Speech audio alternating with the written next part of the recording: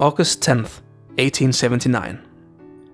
I was called into the chief's office today.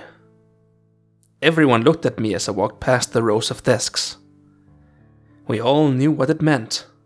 It was always either very good news or very bad news when Mr. Walter asked someone to his office. It has always been like that. If he had something ordinary to tell you, he came to you. For anything else, would you please follow me to my office? My guess was as good as anyone's as to which kind of news I would receive. Upon entering their office, I noticed the two gentlemen already waiting inside. They had the very distinct feel of authority around them. They were obviously in the news business. I've been around enough reporters to know them instantly. Please close the door behind you, Willcox, Mr. Walter told me as he sat down behind his desk. Another ominous sign. These are Mr. Hunt, chief editor of the Daily Telegraph, and Mr. Borthwick, also chief editor, but at the Morning Post. Have a seat, gentlemen, he said as he gestured toward the two chairs on either side of him and the one in front of him.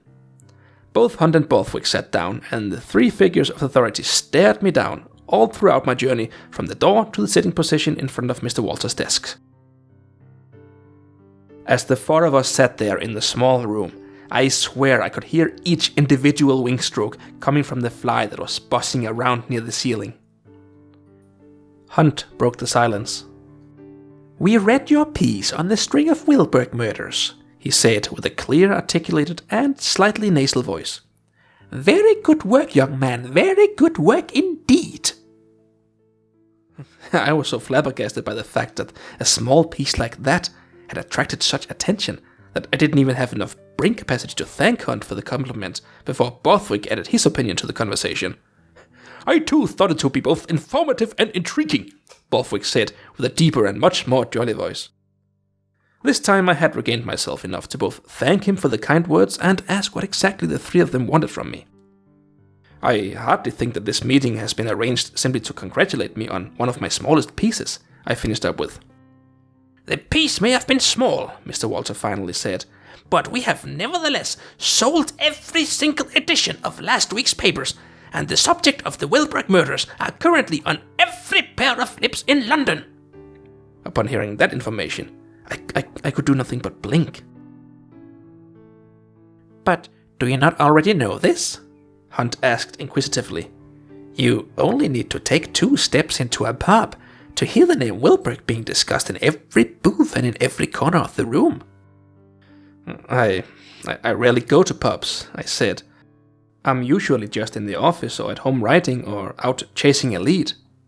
Speaking of which, Borthwick interrupted, none of either Mr. Hunt or my own reporters have been able to get an interview with Dr. Brown.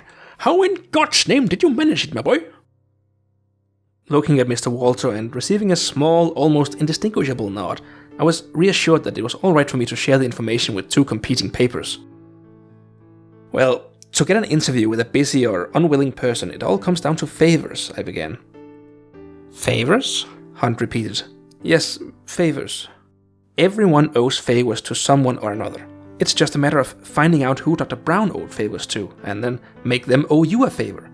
It didn't take long to find out that Dr. Brown, a doctor and a man of very high standard, would not only visit London often, but would also, when he did visit, only stay at a very select kind of high-end establishments.